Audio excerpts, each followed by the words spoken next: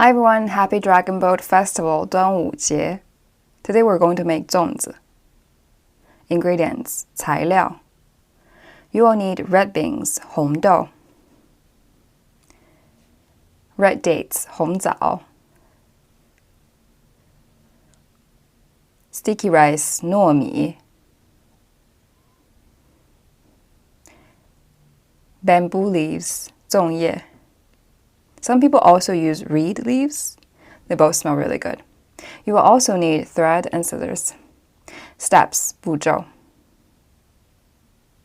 Step 1. Fold the bamboo leaf into a cone. Carefully fill the cone with sticky rice.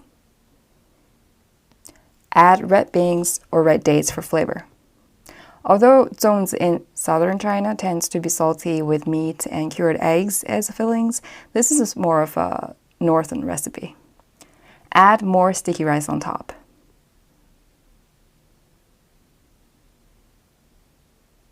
Fold the leaf and seal the top. Here's a fun fact. Zong is also present in a lot of Southeast Asian countries with similar or different names.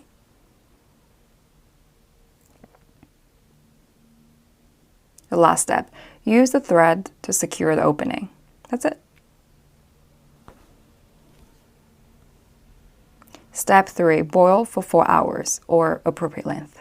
The legend behind the festival. After an exiled poet who threw himself into the Miluo River, let's say 200 BC, the local people got on boats to find his body and threw rice into the river to feed the fish, so that the fish wouldn't eat his body. Perhaps that's how the tradition of the dragon boat race and zong came from.